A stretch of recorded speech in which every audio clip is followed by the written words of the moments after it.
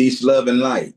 Welcome to the existence-changing experience that is the Institute of Biblical Studies and Higher Consciousness.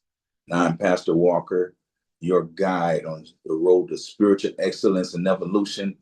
And indeed, it is a pleasure for me to come together with you again on this day of rest. I am certainly grateful to the Creator of all, for those that join us on Zoom, and for those that view these videos weekly as they're posted to YouTube. I just humbly ask that if this video or the videos on my channel are a blessing to you, please like, share, and subscribe.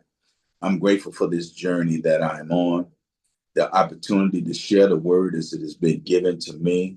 And my prayer is that the words that are the messages that are brought forth from my channel, from this ministry, are a guide and an uplift to your life. I'm certainly grateful for all the great things that are happening and just for the privilege of life itself and health and strength. And I'm definitely grateful for the opportunity to see the growth in those that take the words from this assembly or this ministry personally and apply it to their life. You know, it's a great thing when knowledge is able to come forth and it is able to be shared and not sold, but shared in the lives of those that are willing to not only witness, but to partake in what is given. Because my heart's desire is to receive from the Creator that I may give out freely. And although I teach to give it out freely, I still would like to ask you, for those of you that would like to support this work, to share a love gift, a love offering, to partner with us. You can send it to # IBSHC. That's # IBSHC, the Institute of Biblical Studies and Higher Consciousness. Because although I'm working from the office in my home, it still requires finances to continue to go forward. You know, Zoom is not free. That's just one small thing. But your presence and sharing these videos is of a equal value to that, because the desire is for to gain greater subscriptions and more following. But I'm grateful for those of you that come together with me and sharing and fellowship in the word. And at this time, I'm going to go ahead and just affirm us in. And we're going to begin with the lesson topic for this week. I think the lesson topic, as a matter of fact, I know that the lesson topic for this week is a great one. It took me by surprise when I got the inspiration to do it. And so I'm pretty sure that you're going to receive a treat today. Let's affirm. Creator of all, we give all honor and esteem for the life spark that you've given to us, for the mind, heart, and spirit to operate in wisdom and knowledge. Thank you for the great benefits of truth and freedom from the status quo and the bondage of the will of men. We're grateful for this journey of evolution, that we may ascend at our time of ascension to rejoin the light in the pleroma or the pleroma from whence we came, to overcome the challenge of the God of this world and his devices and those that work with him, to supersede all things that are given to us of men, to keep our minds entrapped, to keep our souls stagnated. We humble ourselves and confess that we have no sin, and any transgressions against divine law or universal law, we repent, that we may come into alignment, that our soul may ascend from this place, that our lives will be made better as we dwell here until the day of our ascension. I humbly ask that You will think through my mind and speak through my mouth those things which are beneficial for those listening. And I'm grateful for the positive results and power and empowerment that are given to those that will hear this word, but not only be a hearer of the word, but a doer also. All things we give honor and esteem, and I speak these things in the name of the Almighty, that it may come before the throne of the Most High God, or the Most High Power. So be it.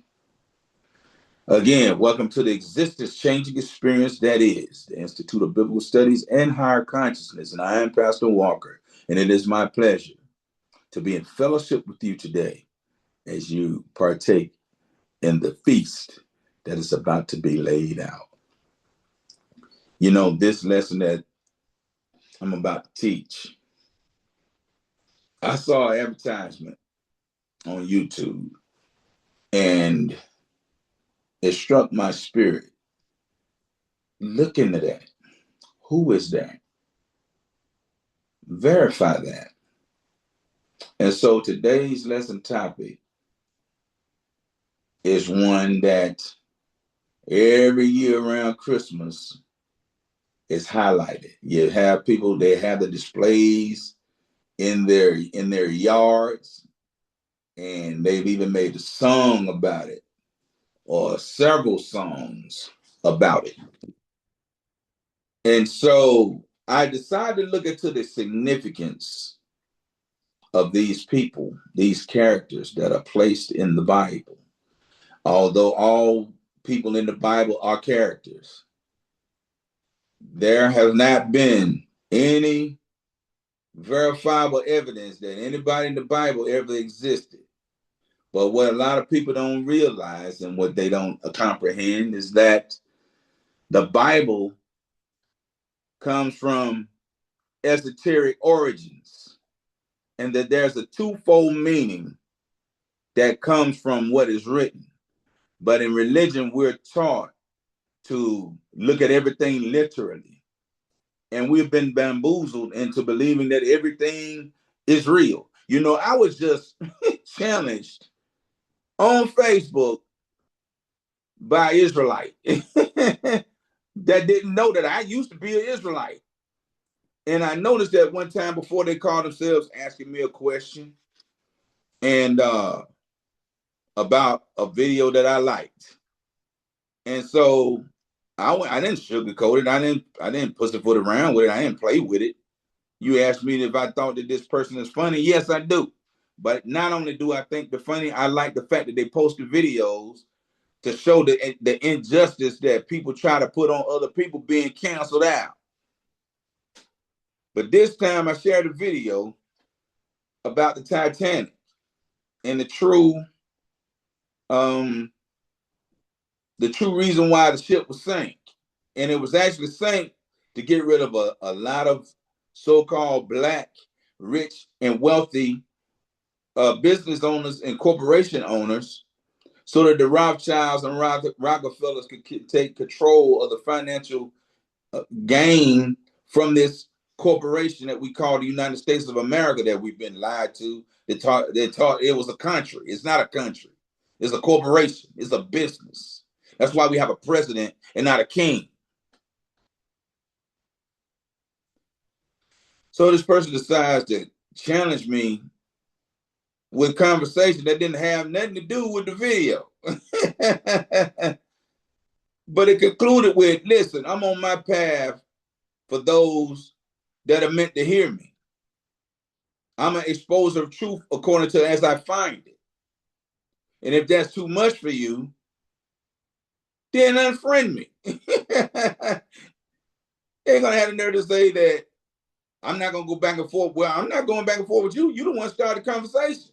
But I'm not gonna let you come in and try to talk me down and like you were so great a wonder. If you so great a wonder, then go save the people that you was meant to go save. And I told them, go be about your work.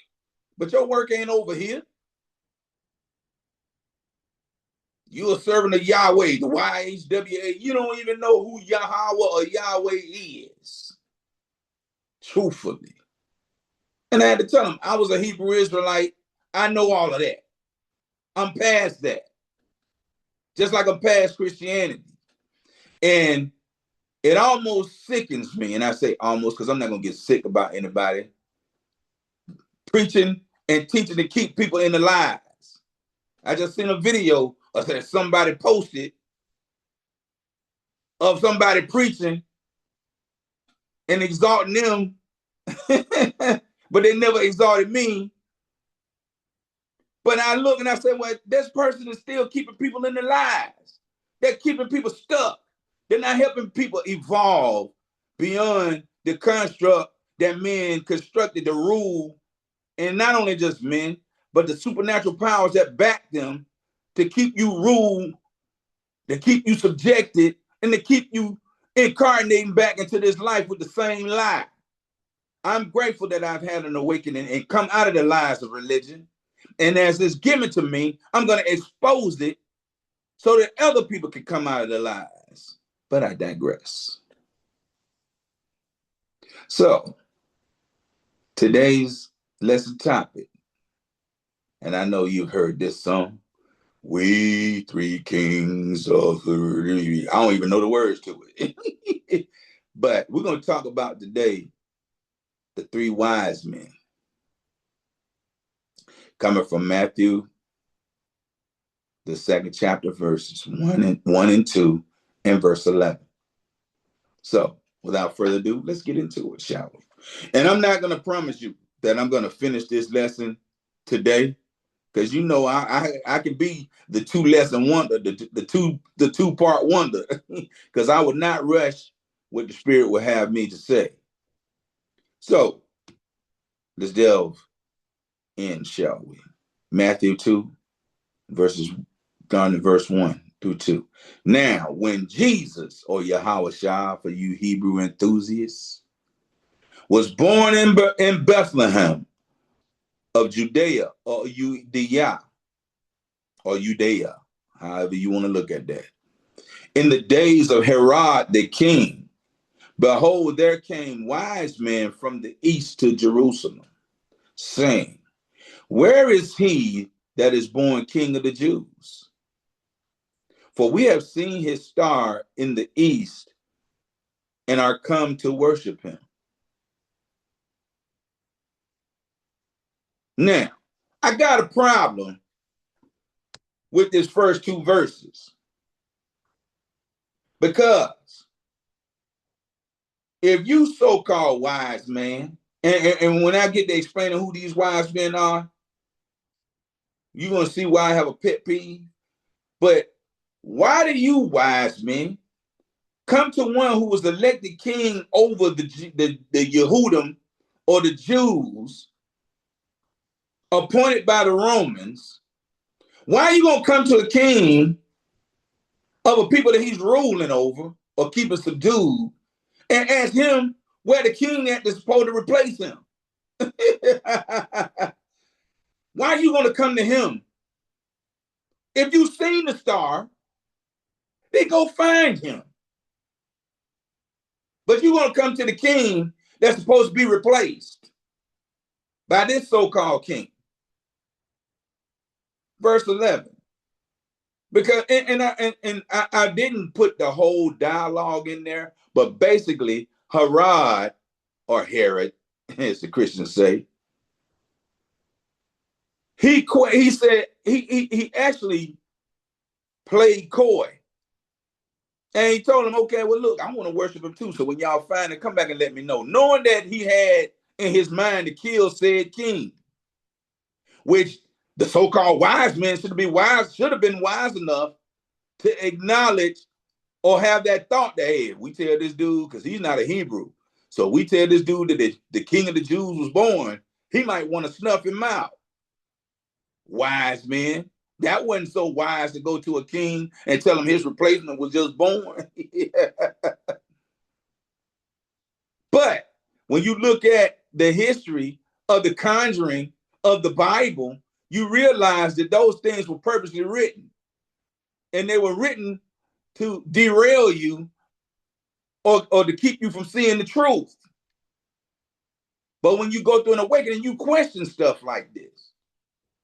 But the so-called wise men found the baby when they should have just went and found him anyway, instead of going to King Herod. Verse 11, and when they were coming to the house. Now, second part that I got a problem with. For years, we were taught that Hamashiach, that the Christ was born in a manger because there was no room in the inn. And the reason why there was no room in the inn, because he was supposedly born during the time of the feast, during the time of the spring festivals. You know, Pesach, Passover, you know, Hag HaMosos, the Feast of Unleavened Bread. So everybody that could come to Yerushalayim or Jerusalem for the feast days to the temple, all the hotels were booked. So Miriam and Joseph, or Mary and Joseph, had to give birth to the baby in a barn, in a stable, and lay the baby in a manger. But here, because you know they going back in time, messing up, messing with the scriptures, messing with the Bible, changing stuff. But here it says when they have come into the house. What house? It was supposed to be a manger, I mean a barn, a stable. But when they come into the house, they saw the young child with Mary, his mother, or Miriam, his mother, and fell down and worshiped him. And when they had opened their treasures, they presented unto him gifts, gold and frankincense and myrrh. And we're going to get into the significance of those later on. And it also said in this chapter, in this book, that the wise men, after going to Herod, was sent an angel to tell them, don't go back and tell Herod where the baby's at. Go another way home. Now, I got a problem with that. Because if the so-called God of the Bible is omniscient, which means he knows everything, then he will already know that Herod planned on killing said baby. So why didn't you send the angel once you knew that the wise man was going to see the star, the point to where the baby was at? Why you ain't send the angel then and tell him, hey, don't go see Herod. Go find the baby, do what you need to do, and carry your hind parts on back to where you came from. No, but no. He Johnny come lately. So you're gonna let these men's lives be put in danger because they disobeyed the order of the king, knowing that when they don't come back, Herod gonna be like, hey, where them wise men, where them magi at that came to inquire about the baby? See, they lied to me. Put a hit out on them. Find them. Go throughout every town, every country, find them and bring them back so we can kill them. So you, God of the Bible, gonna put these men, omniscient one, put their lives in danger because you Johnny come lately. But when I was in Christianity, they will always say, he may not come when you want him, huh? But he's always on time. Well, he wasn't on time with that one. You know, when I see this stuff, I can't unsee it. And I don't apologize. For those of you that feel like it's abrasive and don't like it, well, I don't apologize. I can't unsee it. I was made this way. But they came and laid their gifts and went the other way, possibly with a bounty on their head. Because the one that's usually on time, even though he late. Oh man, I ain't gonna even poke holes in how messed up that statement is. Because when you in the dark night of the soul and the hard time in your life, and you calling on a God to come save you, he may not come when you want him. You want him now because you need him now. But he always on time. Well, I mean, but that didn't free you from the stress of the moment, of the situation.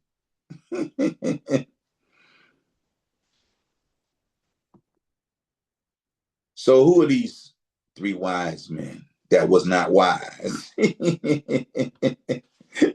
they weren't wise enough to stay out the face of the king to tell him that his replacement was coming.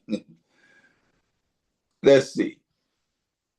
Of course, the three wise men were not Hebrews. They weren't Hebrews. So why, wise men, if you're not a Hebrew, looking for the so-called king of the Jews or the king of the Yehudims, which were Hebrews? Why were you looking for him? How was you even cognizant of this prophecy? But none of them were Hebrews. Okay? And they were spoken of from a Greek perspective, which we know when the Bible was translated and transliterated, you know, it came from a Roman and Greek perspective, from the so-called Hebrew language. But the names of the three kings or the three wise men, because the wise men were Magi or Magi, as most people would say, but it's actually Magi. And that word Magi translates kings. Okay. The first one, Melchior or Malchior. His name is Persian. And his name means king of light. But we're going to look at the meaning, even though they weren't Hebrews, we're going to look at the significance and the meaning of their names. Melchior, Persia, king of light. You had Jasper or Gasper. He was from India. It means God protects the king. Balthazar. Balthazar is Ethiopian, and it means treasure or master of Saba. And we're going to dig into that a little bit further down in the lesson. So what the writers of this story were trying to relay was that these three men represented that God, Yahweh, Allah, universe, however you reference them, or it, supreme conscious, the monad, as the Gnostics knew him as, protects the king of light, who is the treasurer or master of Saba. That's who Hamashiach, Yahweh, or Jesus, the Christ, was supposed to be. Now, in other traditions and perspectives, now, if these men were of a Hebrew nature, then why you need to say their names in other cultures that way? Well, we just pointed out that one is from Persia, the other's from India, and the other from Ethiopia. My question is, how did these jokers meet? What was the occasion that brought these three men together? Because they were from three different countries. That they just so happen to all know the same prophecy, as if the so-called Hebrews or Jews back then was of such notoriety that everybody needed to know their story. How is that possible when you in captivity? When you done been subdued? But other traditions and perspectives, Syrian, okay, the name would be Larvandad or Gushnasap and Hormisdas, those three men. And in Ethiopia now, how in the world is Belthazar Ethiopian, but in Ethiopia is Hor, H-O-R, Karsudan, and Basanater. Why couldn't it be just Belshazzar there?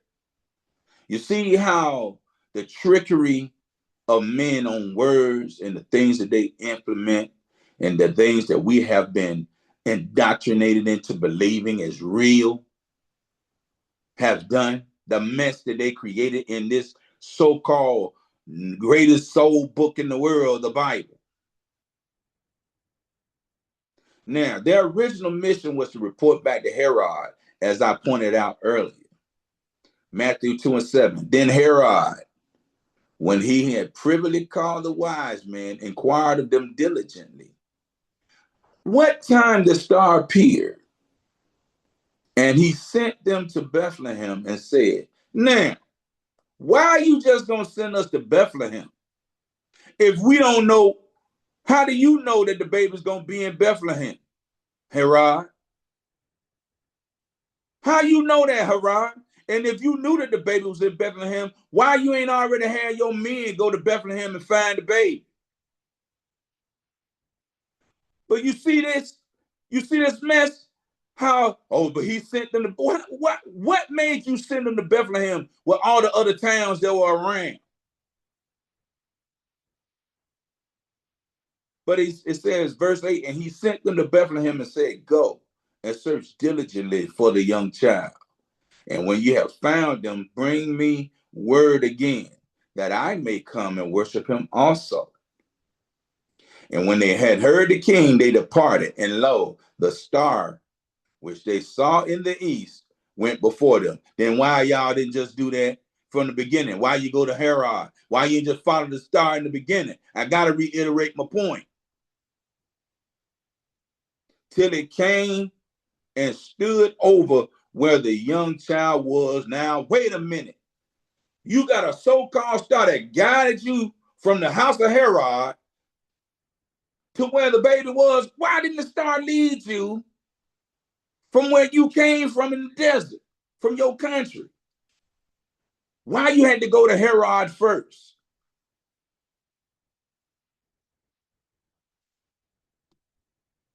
Knowing that Herod was lying.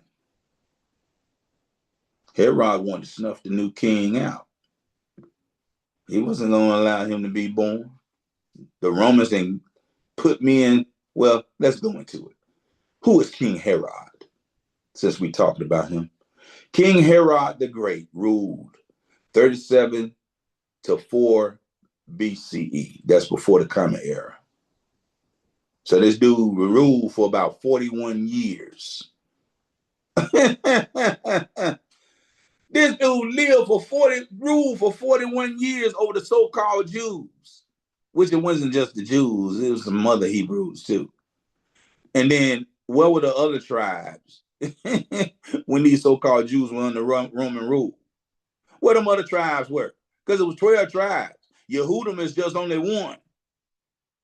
Or Yehuda, or how Judah, however you want to say it.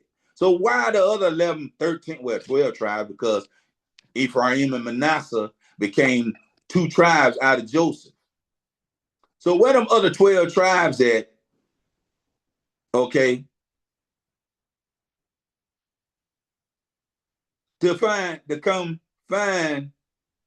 to the aid of their brethren that were under Roman rule, subjected by a man that was not a Hebrew for 41 years. Now, mind you, Hamashiach going to live 33 of them years. So Herod was still the king when the Messiah ascended. Come on, man. So you mean to tell me that this man was doing miracles and all of this, and Herod didn't kill him when he was grown, even though he didn't get him as a child? Because Herod could have did like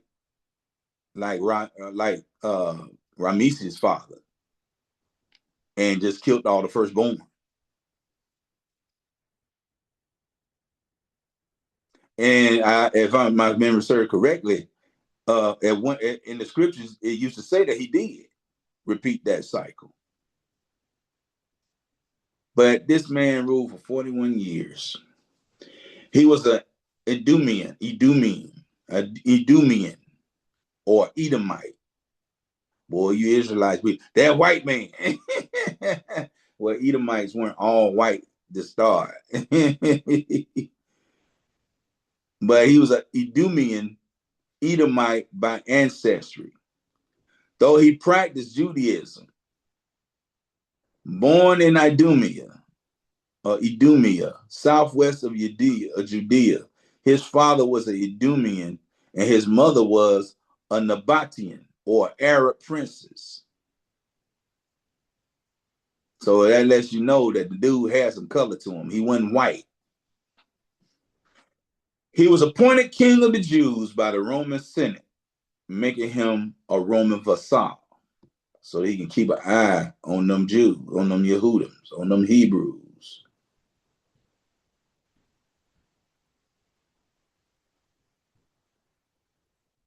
Now,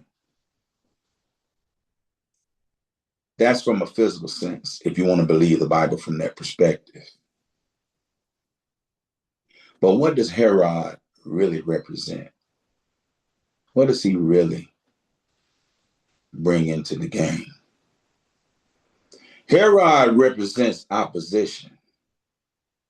Metaphysically, he represents the sense man, or the unregenerate personal will, a haughty, domineering, and self-sufficient ego that fears losing control. That's why he told them, when you find the baby, let me know, because I too want to worship him. Though in his mind, he was like, I'm going to kill that little sucker when I see him. He symbolizes the ego's attachment to material power. And you have men in religion, you have men and some women in the world that will go through great lengths to not give up power, to sustain the power that they have. The ruling parties over this corporation and the world go through great lengths to keep us in a state of subduedness, fretfulness, fear, and all of this so that they can stay in power. They put chemtrails in the sky and block the sun out so that we don't come into our full power. They put drugs and chemicals in the food to keep our pineal gland calcified and keep us from awakening to our God self. Herod represents this. And if you're a regular person that has a job and you're in a supervisor position on the job or something like that, if you're in a position of authority and you fear losing your authority, your position to someone better than you, then you're a Herod. And you will do whatever it takes, including lie, and set the person up to keep it. He symbolizes the ego's attachment to material power. That's why we have to shed such attachments. So that when we get out of, when we ascend, I don't want to say die, but when we leave this vessel, we're no longer attached to this realm. That's how we're tricked by the archons to come back. Because if you die in fear, if you die in regret, you get sent back. I'm reading the secret book of James. I just got done reading it. And the Messiah took James and Peter aside. And one of the points that he made with them is that you must not fear death. When you stop fearing death, that's when you begin to live. You begin to achieve and accomplish everything in life that you desire. And when it's your time, you're ready to seek the new world that you're supposed to go, the realm that you came from, to get back to the light and stop being a power source for Yada-Baoth and the archons. We're going to go into Yada-Baoth and the archons because it's in this Nag-Hammadi scriptures. That's why I read the secret book of James, because Yahushua wouldn't even reveal these secrets to all the disciples. Only 2 had he chosen to share these things with.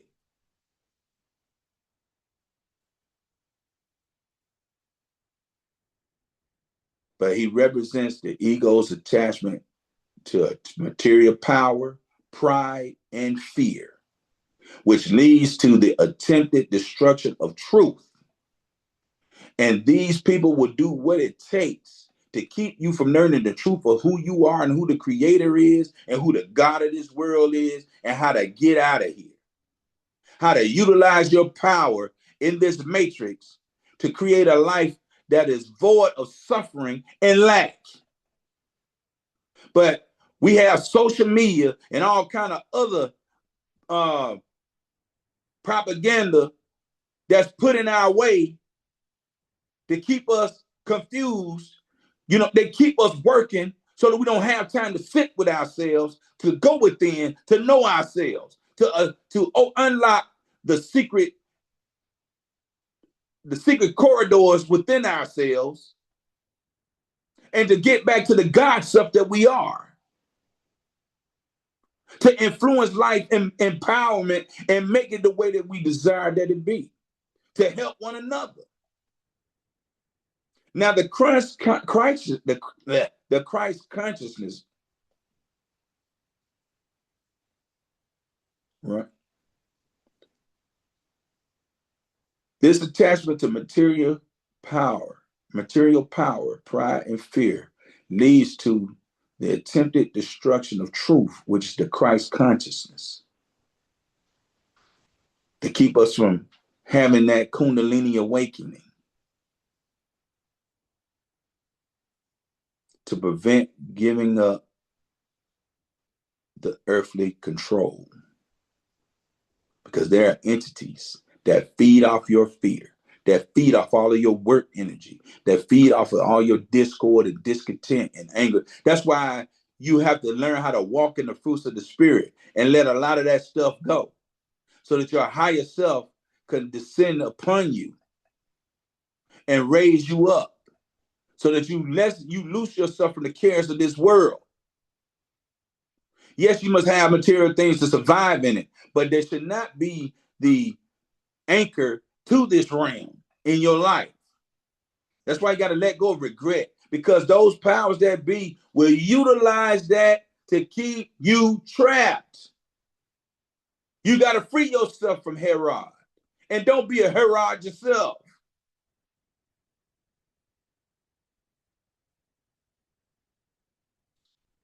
Now, some key metaphysical representations of Herod: sense domination, SENSE, domination. Dominion, sense dominion. I apologize. Sense dominion. Herod represents the egotistical, domineering sense man that rules in Judea. In parentheses, Judea represents the human soul, your soul, who you are, according to chapters 1 and 2. Now, your ego must not be allowed to rule your life. You know, for ego's sake, we do a lot of things. We make mistakes. We will even lie or do unrighteous things just for the ego's sake. We will fight other people for our ego's sake. We must not allow Herod to rule in our lives. We must not fear anything, losing anything so much that we give in to our ego. We must walk the way of humility and selflessness and love and peace and joy. Now, Herod represents the ego's resistance to truth. Now, this is where you religious folks get caught up at. Those of you that don't want to leave Christianity because my grandmama and my great grandma, you got such a belief in Jesus. Even those of you that say that you believe in Jesus and don't know nothing about the Bible. All of a sudden things change in your life and now you done found religion. Now you the most gung-ho Christian and then still don't know nothing. Gain degrees that you didn't know nothing about. And try to esteem yourself in the eyesight of others as a great wonder. But the ego's resistance to truth. As an archetype, Herod represents the fear of losing one's throne, symbolizing the resistance of the lower nature to rise to a higher spiritual consciousness. You don't want to get rid of the things that you do. All the drinking, the alcohol, drinking Bud Light and Patron and all of this stuff that you're drinking, staying drunk and not evolving spiritually. Thinking that you're on such a level, but you're not. And you do all kind of wickedness and vengeful things instead of humbling yourself, putting your ego away and rising in consciousness, coming out of the lies of religion, the lies of this world, because it ain't just in religion. There's a lot of things in this world that we've been lied to about. But we're in the age of Aquarius now. All this knowledge is coming out, and you still deny it. You fight the one that put out the truth and exalt the one that still keeps everybody in a lie because you're comfortable with the lie. You're afraid, you chicken to walk in the truth. But you'll criticize the ones that are willing to come out of it and walk in the truth. It symbolizes the resistance to the lower nature to rise to the higher spiritual consciousness.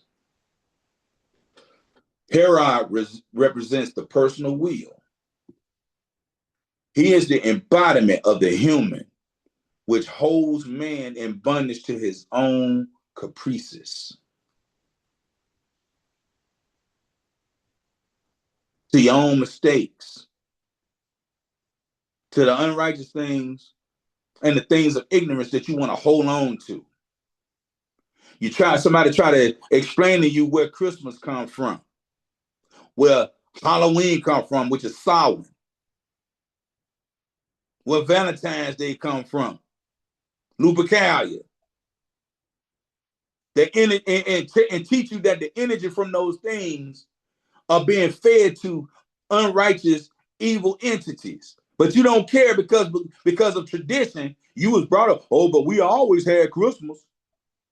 Oh, but we always did Valentine's Day. It represents St. Valentine. No, nigga, it's a Lupercalia.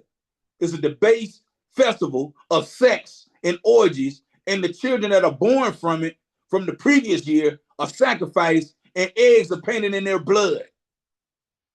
But no, you don't want to get rid of that. Oh, but the babies, the babies will miss nothing if you teach them the truth. My children didn't miss Christmas and none of that when we went from Christianity to Hebrewism. I just got a freedom from Hebrewism now.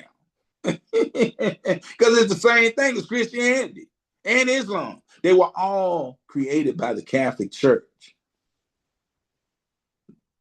to keep you divided and fighting against each other and under one spell. You're still being ruled by Rome under a different name.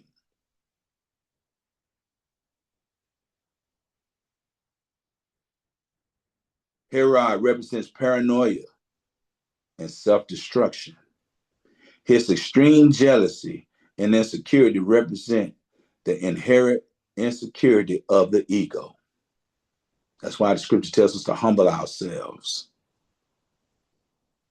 which ultimately results in the destruction of his own potential. You would destroy your own potential for your ego's sake because you don't want to be wrong. You'll stick to the lie, which destroys your auric field, which is your protection from evil spirits, disease, sickness, and unrighteous people. It's your spidey sense. But the more you do the debased things, the wicked things, the things of the flesh, you minimize the power of your auric field. So you got to go through purification to rebuild your auric field. Your auric field helps your intuition.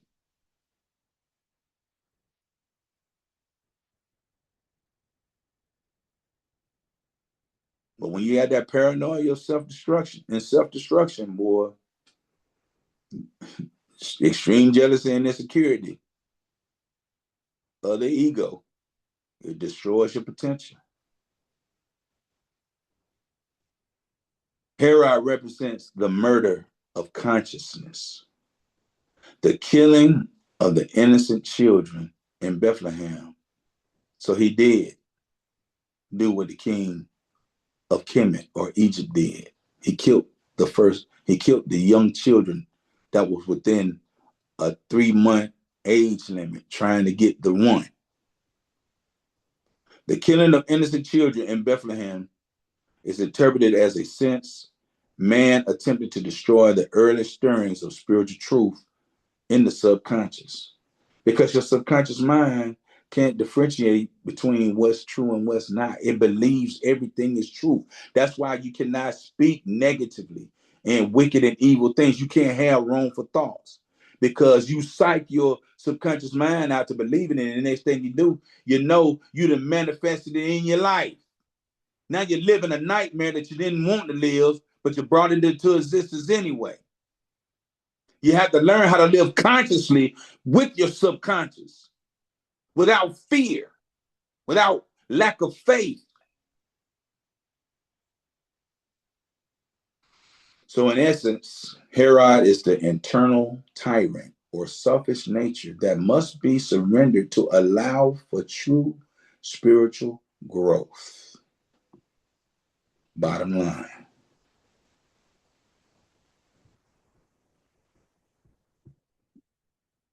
That's the bottom line. And we just now getting started. I'm going to go through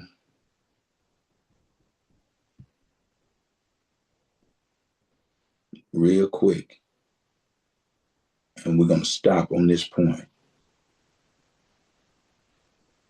My last point.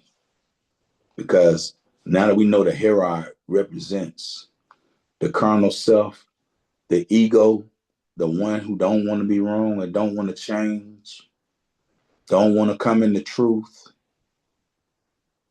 that will murder and sacrifice, even killing your own potential just to be right or just to stay in tradition. Wants to destroy the awakening in the spiritual rise of consciousness.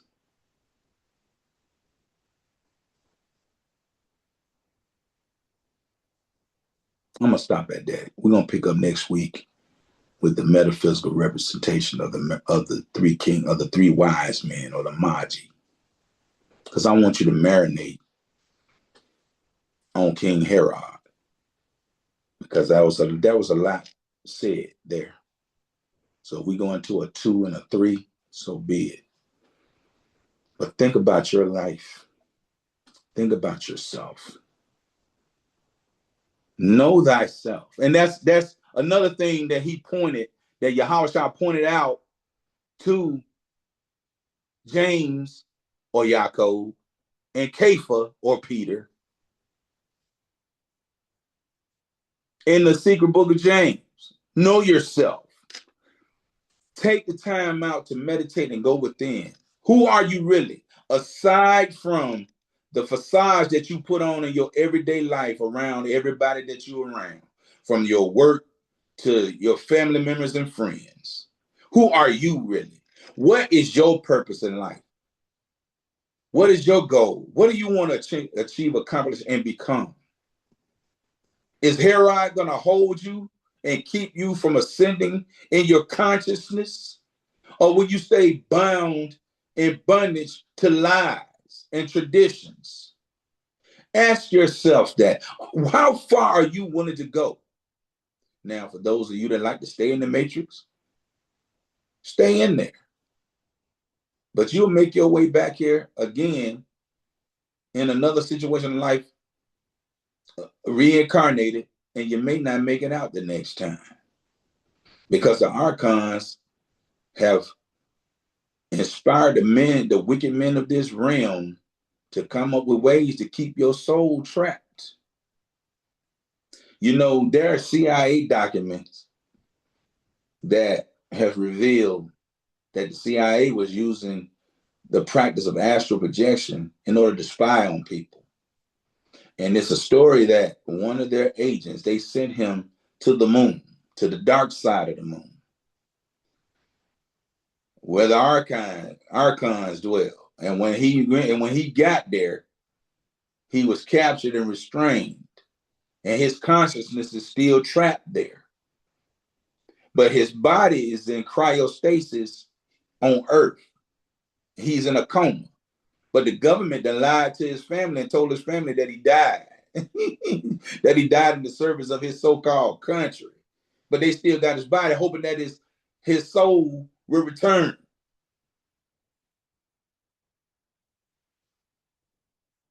But you want to stay locked in the fairy tales and parables and allegories written in a book to keep you trapped, to keep you deceived. You refuse to look at the truth that is written in the pages that you're reading, if you're reading it. Because most of you are comfortable just going in and listening to a lying preacher preach stories to you to tickle your fancy, to tickle your doggone ego, to tickle your emotions, instead of looking at one and paying attention to one that you have in your midst to bring you to the enlightenment of truth, to free your soul from this realm. But take time out and ask yourself, go within, know yourself, because when you know yourself, nobody else can deceive you and nobody else can give you what you don't want. And they sure can't lead you in the wrong way, because I am not trying to lead nobody in a way. I'm just opening it up for truth so that you can grow yourself. But even Rob Shaul, Apostle Paul said, follow me as I follow the Christ, the Mashiach, or the Christ consciousness. And as I grow and as I continue to learn, it's my privilege to give it to you so that you can learn and grow in the sin. This has been the existence changing experience that is the Institute of Biblical Studies and Higher Consciousness. And it's my pleasure to be on this particular journey with you, exploring this particular subject matter. I hope that I've said something today to enlighten you, to get your thinker to thinking, to be a catalyst of change in your life. Let us affirm out. Creator of all, we're grateful for this time in the Word, for this time of elevation, for this time of explanation and teaching. And I speak with confidence that someone is moved and motivated, that their minds have been opened up to change. Let power come. Let confirmation be. And let elevation take place. Now, as we depart from this Zoom, but never from your presence, we know, because you are us and we are you, that you go with us and keep us until we come together again. We exalt the presence of the Creator of all, from the monad to which we seek and yearn to be reunited with. I speak these things in the name of the Creator, that it may come before the throne of the Most High Power. So be it. May the Creator bless you and keep you. May He cause His countenance to shine upon you and be gracious unto you. May He show you His mercy and bid you His peace. Peace, love, and light. Thanks for tuning in. Join us again next week for more of the same.